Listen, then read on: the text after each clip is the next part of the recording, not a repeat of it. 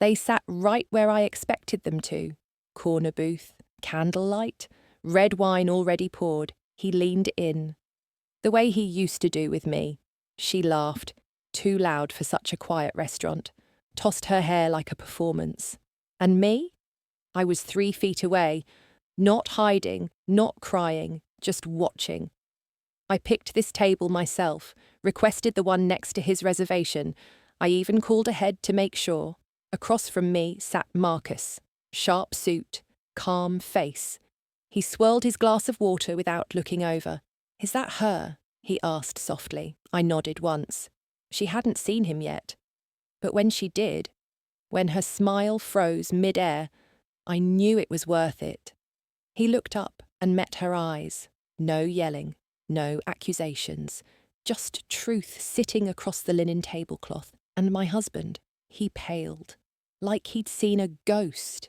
Maybe he had, because the version of me he buried last year, she's the one who made this reservation, and tonight. She's finally getting dessert. But how did we even get here? Let me take you back, before the lies had names. The first time I knew something was off. He didn't touch his wine. It was our anniversary, a quiet table by the window, same place we celebrated year after year.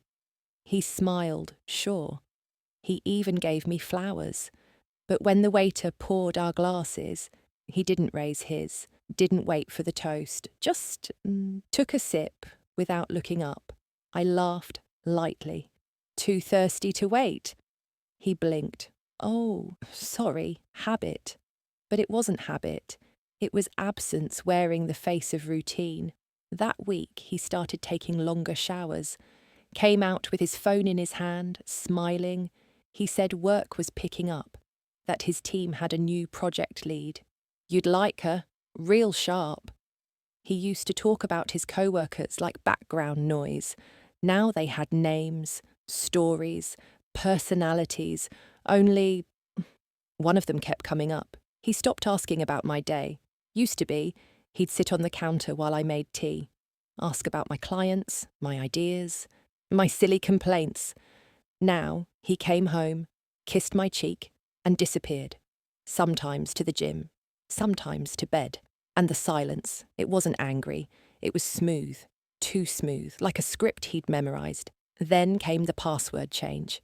He said his phone updated, that it reset everything, but I didn't ask for the password. I just noticed he turned it upside down every time he set it down. That night, I dreamed I was talking to him, but he had no mouth, just eyes that didn't blink when I cried.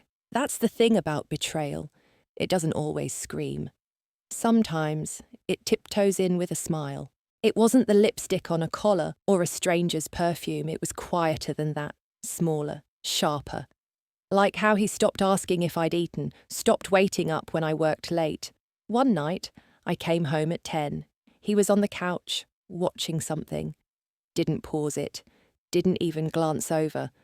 I dropped my keys, loud, on purpose. He just said, "Hey," like I was a roommate he wasn't sure still lived there. He started eating dinner alone. At first, it was just a work dinner. Then, I already grabbed something. Then, nothing at all. He didn't tell me where he went, and I stopped asking. Because every time I did, his answers came back coated in guilt or too much cheer. He forgot my brother's birthday. I reminded him 3 times, even bought the card for him to sign. He left it blank on the table and said he was just so swamped. That same night, I caught him smiling at his phone again. That smile used to be mine. When I got the flu, he slept in the guest room. He said it was just precaution. But he didn't bring soup, didn't check my temperature, didn't ask if I needed anything. 3 days passed before I heard his voice say more than one sentence, and even then, it was just, "Don't forget to pay the cable bill." His mother stopped calling me. We used to talk twice a week. She'd ask about work, share recipes. Now she accidentally called when I wasn't home, left short voicemails, never followed up. I saw photos later, family brunches, holidays, meant to be private, but there was she in the background, always blurry, always near him, and suddenly I understood why no one looked me in the eye when I said, "I think something's wrong." No one tells you how betrayal spreads, how it infects the people around you until you're the only one coughing. It was my birthday. He said he had meetings all day, didn't even fake a smile, didn't ask what I wanted, didn't leave a note, just walked out the door like any other Tuesday. At noon, I checked my email. A promotional message popped up from the restaurant we used to love. "Thank you for your reservation, Mr. Alden." Date: today. Time: 7 p.m. Table for two. It wasn't for me. I refreshed the screen. Twice. 3 times, but it was real. And then I laughed. Not the broken kind. Not the bitter kind. A soft, empty sound, like something slipping loose. I didn't cry. I didn't call. I didn't confront. I packed one bag. Just enough. The essentials. A worn sweater, my laptop, a framed photo I couldn't leave behind. The suitcase clicked shut like a sentence finished without punctuation. I left the ring on the counter, not in a box, not in anger, just there, plain, cold against marble. The hallway echoed when I walked out. No one to stop me, no one even looking. As I stepped into the cab, the driver asked, "Airport?" I said, "No, just anywhere with quiet." I didn't tell him I knew, didn't send a goodbye text, didn't write a letter. He'd come home to silence, to absence that looked like emptiness. But it wasn't empty. It was full of everything I finally reclaimed. Sometimes walking away isn't the dramatic scene they imagine. Sometimes it's just one soft click of a suitcase and a door that doesn't slam. The first night alone was louder than I expected. Every creak in the walls sounded like regret. Every shadow felt like memory. But the quiet didn't kill me. It made space. I rented a studio apartment above a bakery. The smell of warm bread woke me before any alarm clock could. I didn't unpack everything, just the basics. A mattress on the floor, one pan, a desk with no drawers, and yet it felt like mine. Work wasn't easy. I took freelance gigs, small projects no one wanted, late-night revisions, unpaid hours. I learned to make tea stretch for 3 nights, learned which coffee shops didn't mind if you stayed until close. My hands hurt from typing, my eyes blurred from screens, but every invoice sent was a tiny rebellion. Every dollar earned was proof. He didn't break me, he just freed the version of me he never bothered to see. Some nights, I curled up in that corner mattress too tired to cry, too hollow to sleep. But I still woke up, still logged in, still answered every email like my life depended on it, because in some ways, it did. I stopped checking his social media, stopped wondering where he was, who he was with. Not because I stopped caring, but because I couldn't afford the distraction. Pain is expensive when you're paying rent alone. One day, the bakery owner knocked on my door. "You're up early." She smiled. I nodded, held up my laptop. "Trying to build something?" I said. She handed me a croissant, still warm. "Then eat while you build." That's the thing about rock bottom. It's solid. You can build from there. It started with a typo. A client reached out, meant to email someone else. Wrong Isabel. Right timing. She was in a rush. I offered help anyway. 2 nights later, the campaign launched. On time. Under budget. No one knew I barely slept. A week passed. Then came the email. "We were impressed. Are you available for more work?" I stared at the screen, read the line 3 times. I hadn't seen the word impressed in months. It didn't come from him. It didn't need to. This one meant more. Suddenly, my calendar wasn't empty. Clients booked meetings, friends sent referrals, and then someone knocked on the bakery door below. He didn't ask for croissants. He asked for me. Marcus stood there in a dark blazer, holding a printed brochure. "I heard you saved someone's launch." I blinked. "Who told you that?" He smiled. "Word travels, especially when you're quietly killing it." I laughed. First real laugh in weeks. He didn't stay long. Just long enough to say, "I might need your help with something too." And then, before I could reply, he added, "I've been where you are. When you rebuild, you want people around who know what rubble feels like." Then he left. But the air felt different after he did. Lighter, less haunted. That night, I bought myself dinner. Nothing fancy. But I set the table, lit a candle. Not because anyone was watching, but because I was. And I deserved to see myself treated well. Recognition doesn't always come with applause. Sometimes it's just someone showing up who sees the fire behind your quiet. People started calling me ma'am, not in the polite, awkward way, but in the respectful kind. The kind that says, "She knows what she's doing, don't waste her time."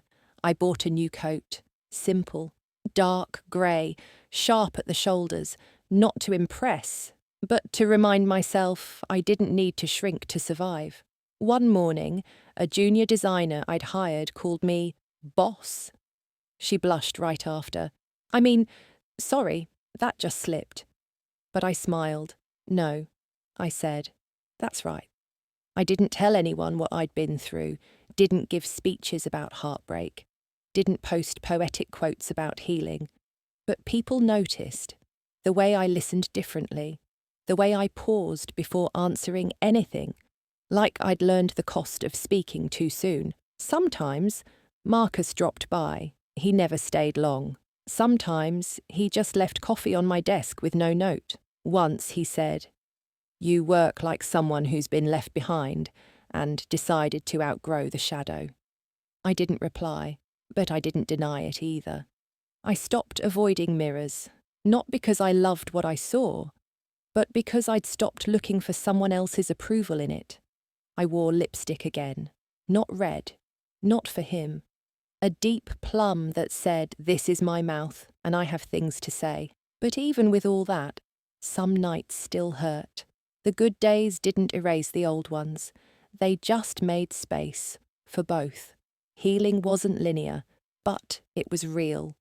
One night, I stayed late in the office alone, finished a big pitch, turned off the light, looked out the window at the quiet city below, and whispered, "You did it." Not loud, not for anyone else, just for me. Growth doesn't always roar. Sometimes it just nods at the past and keeps walking. It arrived on a Wednesday. Subject line, "Join us this weekend."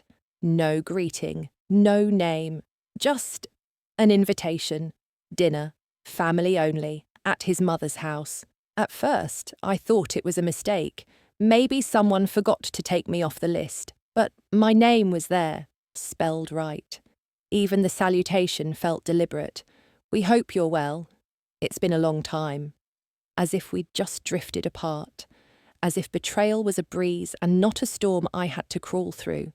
I stared at the screen for a long time. I could smell the hallway in that house, could see the polished wood floors, the way his mother always placed too many spoons on the table. And suddenly, I wasn't in my apartment anymore. I was back there, quiet, invisible, watching someone else sit where I used to.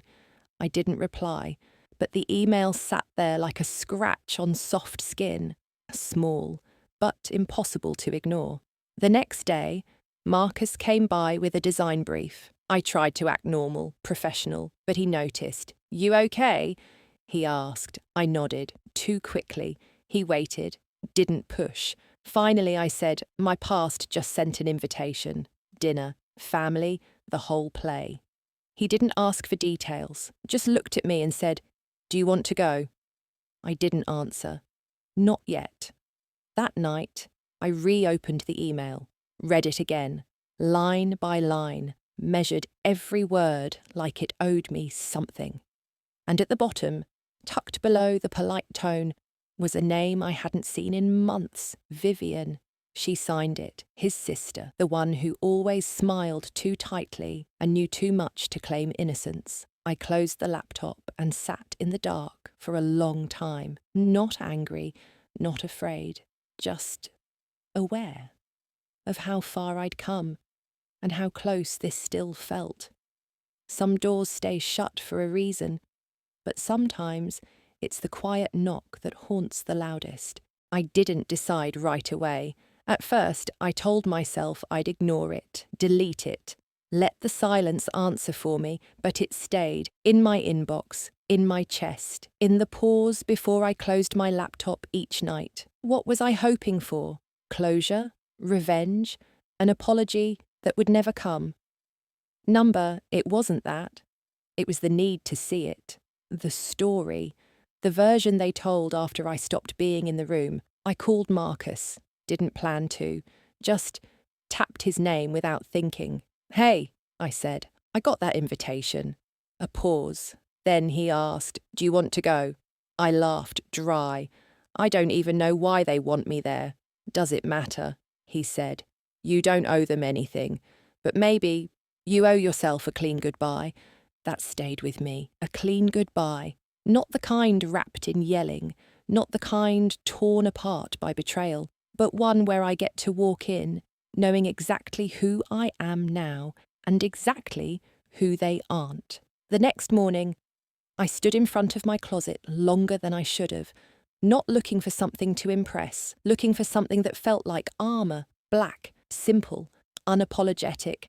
I didn't need to be dramatic, just steady. At lunch, Marcus brought 2 coffees, one with oat milk, my usual, one with a note. "They already lost you once. This time, let them realize it." I looked at him. "Are you coming?" "If you want me to," he said, calm, no pressure. I nodded. That night, I opened the invitation again, clicked reply, typed just 2 words, "I'll come." Then I hit send, closed the laptop, and exhaled, like I'd just finished the last page of a story I didn't write, but finally got to edit. Sometimes, going back isn't about making peace with them. It's about making peace with the version of you who never got to speak. I didn't plan revenge. I planned clarity. Not chaos, not drama, just presence, undeniable, quiet, unapologetic. The dinner was Saturday. I cleared my schedule, didn't tell anyone where I was going, except Marcus. He didn't ask why, just said, "Tell me what time." I chose the dress the night before, not red, not white, not black, a deep green, smooth silk, high neckline, long sleeves, soft enough to whisper, sharp enough to be remembered. The earrings were silver, the shoes were low, the makeup was quiet, but precise. I wanted to look like someone you couldn't lie to, not someone who screamed, but someone who already knew. Marcus picked me up in a car I didn't recognize. "Rental," he said. "No memories, just forward." He wore navy, clean, simple, no tie, confidence with nothing to prove. He looked over. "You sure you're ready?" I didn't answer. I just reached into my bag and pulled out something small, the wedding ring. I wasn't wearing it, just holding it. One last time. Then I placed it in the glove box. Shut it gently. We arrived 10 minutes early. Of course we did. I'd asked the restaurant for a table just next to theirs. Same row, same view of the candlelight. I said it was a surprise dinner for someone going through a rough time, which, technically, was true. The host showed us to our seats. Marcus pulled out my chair, didn't say a word, neither did I. The room was quiet, soft music playing, cutlery tapping like whispers, and then they walked in, him, her, laughing. He held her coat. She touched his arm. Neither of them saw us. Not yet. But they would. Some moments don't need an audience. Just the right seats. And a little silence. He didn't see me until it was too late. They walked in, laughing, arms brushing, like nothing in the world had ever gone wrong. She wore white. Of course she did. He wore the same suit I once picked out for his first promotion dinner. Funny how fabric holds memory longer than people do. The hostess greeted them by name, led them toward their usual table, which tonight was not so usual. Just one row behind them, just to the left, sat me. Marcus didn't move, didn't speak. His fingers tapped once against the stem of his glass. I just looked up. Not hostile, not fragile, just there, unavoidable. At first, he didn't register it. He pulled her chair out, smiled that reflexive smile he used to give me, the kind that said, "This is my world. You're lucky to be in it." But then, his eyes flicked up and locked, his mouth opened, not to speak, but like something cracked and the air forgot how to move. I didn't blink, didn't smirk, didn't flinch. I just held him there, in that moment, in that mirror he didn't ask to look into. She followed his gaze. Her expression froze mid-laugh. Recognition isn't always loud. Sometimes it's in the stillness of someone no longer afraid of you. Marcus leaned slightly forward, almost like a shield, but he didn't say a word. He didn't need to. The message was already carved into the silence. I picked up my glass, took a sip, set it down. And with that, the scene reset. They turned back to each other, but the laughter didn't return. Not fully. It never does once truth walks into the room. Sometimes power isn't in what you say, it's in how little you need to say to be heard. The clinking of silverware sounded louder than usual. Maybe it was the silence between bites. Maybe it was the weight no one wanted to name. They were celebrating something. An anniversary, maybe. Or a new job. Someone brought out champagne. Toasts were made. But the cheer felt hollow. Like music playing under a scene no one was really watching. He tried to act normal, told a joke, laughed too hard.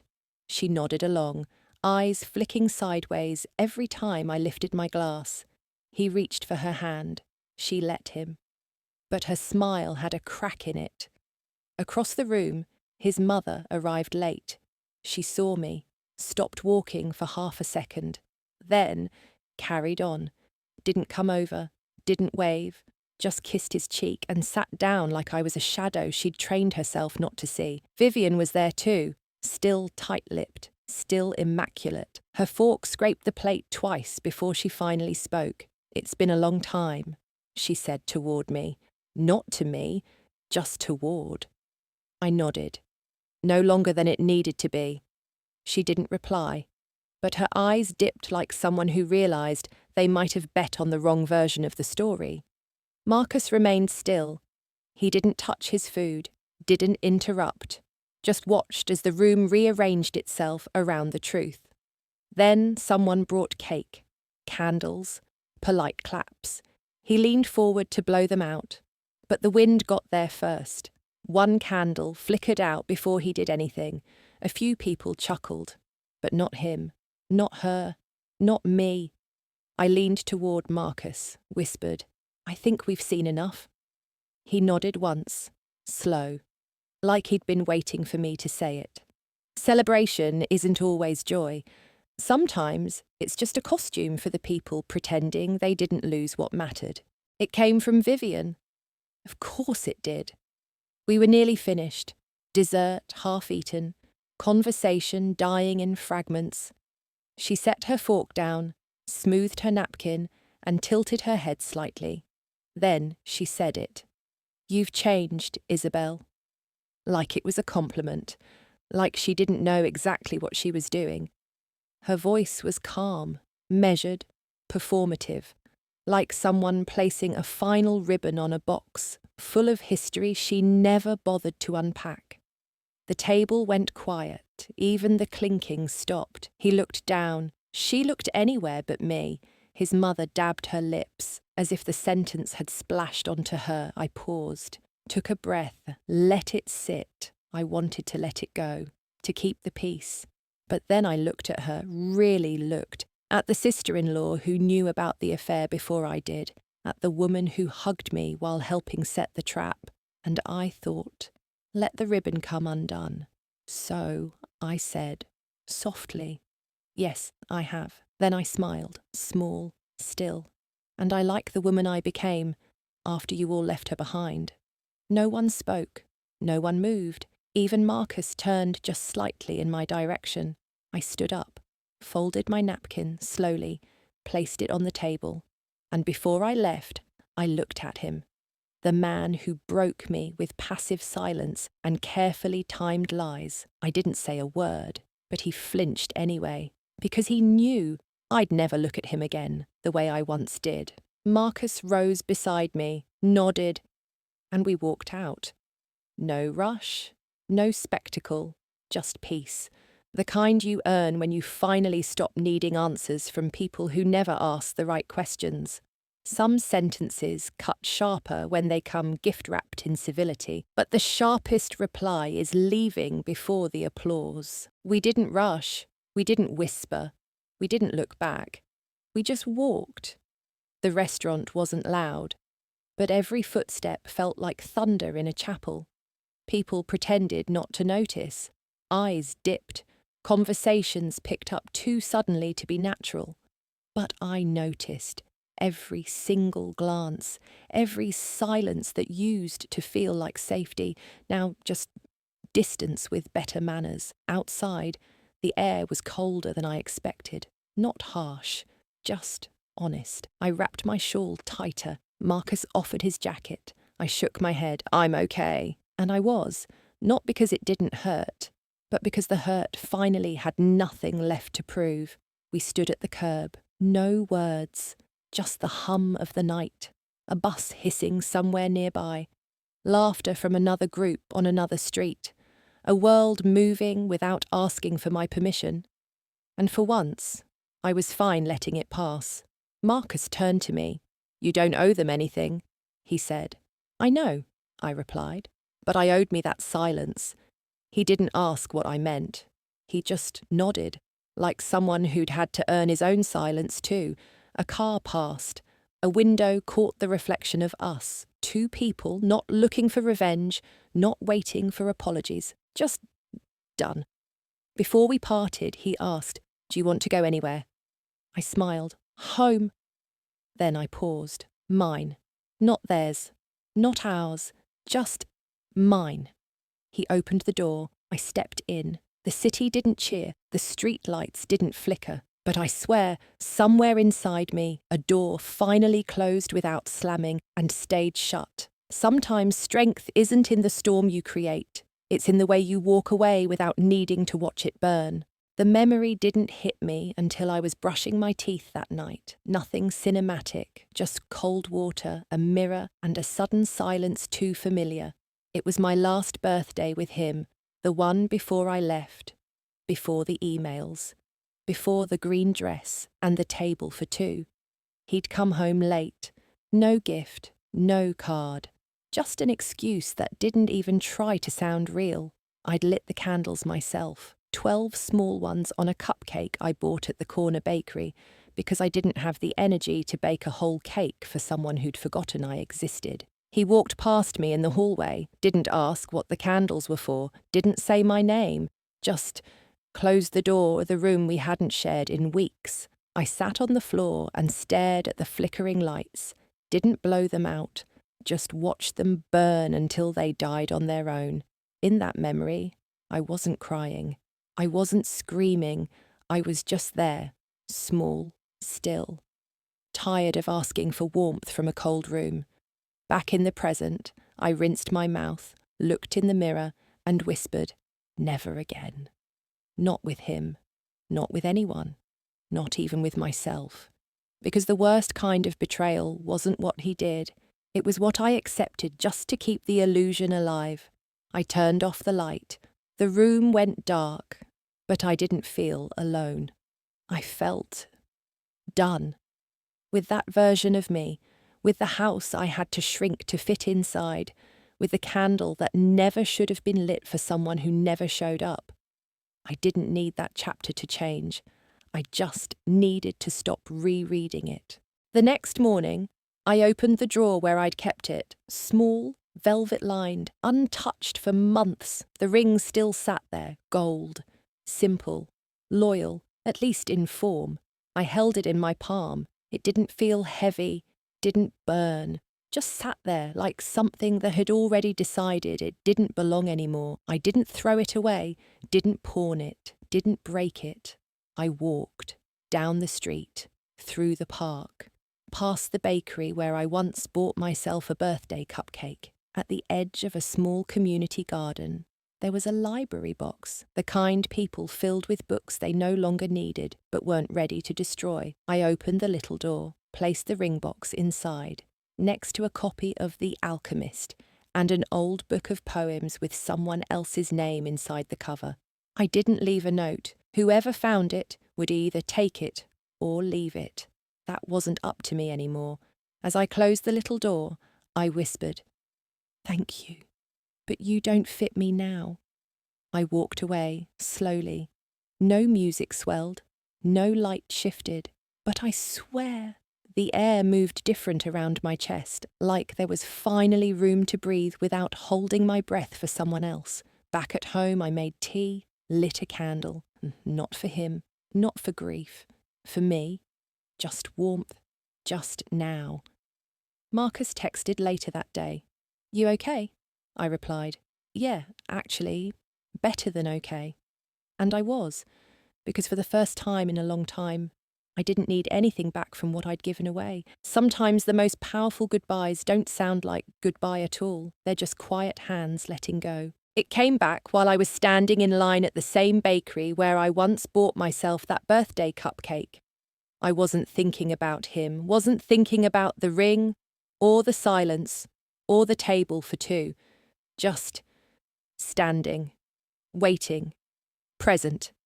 And then the smell of cinnamon hit me, and I remembered something I hadn't thought of in years. One night, before the distance, before the lies, he walked into the kitchen while I was baking. I had flour on my nose, my hair in a messy bun, and he said, "You look like you belong in this life." I laughed. "Messy and tired." "No," he said, "like you're not pretending." That moment was so small, so forgettable. But it stayed, buried, and now it surfaced not to hurt me, but to remind me of who I've always been when no one was watching. I stepped up to the counter. The woman behind it smiled. "Same order?" I blinked. "Yes," I said, "but this time add one more for someone new." When I walked outside, Marcus was waiting. Not because I asked him to, not because I needed him to. He was just there, leaning against a tree, coffee in hand, looking up at the sky like he trusted it again. I handed him the extra pastry. He raised an eyebrow. Did I forget it was my birthday? I smiled. Number U just looked like someone who could use a little sweetness for no reason at all. We didn't talk about the past. We didn't talk about what I let go, because in that moment, what mattered was what I kept. The laughter, the flower, the version of me that was never pretending and never needed anyone's permission to belong to her own life. Healing isn't forgetting, it's remembering without losing yourself in it. I used to think forgiveness meant saying, "It's okay," but it wasn't, and it never will be. What he did, the silence, the slow detachment, the betrayal wrapped in politeness, none of it was okay. Not the lies, not the distance, not the way he let me fade without ever asking why. But forgiveness isn't always about them. It's about the version of you who stayed too long, who shrank, who quieted her instincts just to keep the peace. So I started there, with her, the woman who lit her own birthday candles and waited for someone who never came, the woman who said, "I'm fine," because she didn't know what else she was allowed to be, the woman who held onto a marriage like a secret she hoped would change its ending if she just loved hard enough. I forgave her, not out loud, not in a journal, just gently, like pouring warm tea into cold hands. I said, "You did the best you could with the silence you were given."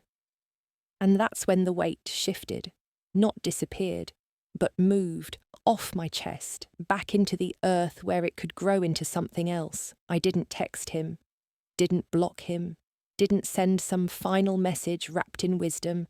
I just stopped needing to be understood by someone who never tried. Forgiveness, for me, was walking past a window where we once stood and not needing to look inside. It was hearing his name and feeling nothing sharp, nothing sweet, just neutral, peaceful, mine. I didn't forgive him to set him free. I forgave me so I could stop carrying what he dropped. I didn't plan to go back to that street, but life has a way of circling us back to where we once disappeared. I was early for a client meeting, and without meaning to, I found myself standing outside the house we used to live in, same white fence, same cracked step by the mailbox, but the door was a different colour now, a deep navy, not the soft grey I once painted on a quiet Sunday while he slept in. I didn't knock, didn't linger. I just stood there for a moment, like someone visiting an old version of herself she no longer needed to carry. In my pocket was something small, a folded piece of paper drawn months ago by the junior designer at my studio, a sketch of me scribbled in pen, standing in front of our office with the word boss written in bold above my head. It had made me laugh, but I kept it. Not because it was perfect, but because it captured what I forgot I had become. Visible, strong, enough. I took it out, folded it once more, slipped it through the old fence slat, left it there. Not as a message, not as revenge, just as a reminder to whoever might live there now, or to no one. I turned to leave. The sun had started to set, long shadows, quiet gold light, and that's when I saw him, across the street, leaning against a car, hands in his pockets, eyes already on me. He didn't wave, didn't call out, just stood there, still, watching, like someone who missed their chance and knew it. I didn't stop, didn't change pace, didn't look twice, just walked. The wind tugged gently at my coat, the sidewalk stretched ahead, and behind me, no footsteps, just silence. And for the first time, it didn't follow me home. Some stories don't end with a slam or a scream, just a step forward and someone too late to catch up. They always ask how I did it, how I stayed calm, how I walked away, how I sat at that table 3 feet from his lie and didn't break. But the truth is, I already broke. Long before the wine was poured, long before her hand touched his, long before he forgot that I was never the quiet kind. I just broke early enough to rebuild. I rebuilt in silence, over cups of tea no one poured for me, over invoices no one clapped for, over evenings where the only voice I heard was my own, whispering, "Keep going." They think the power came from sitting near him, but it didn't.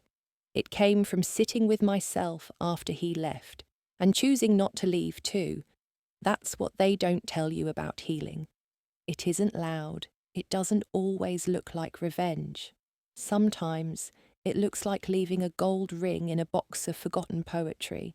Sometimes it's just the decision to light your own candle and eat the cake without needing anyone to show up. So now, when I walk into rooms, I don't flinch, I don't shrink, I don't search for applause, because I found something louder than being seen.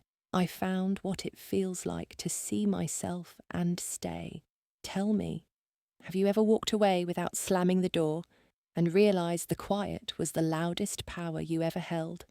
Or did you stay, hoping they'd change, while forgetting you already had?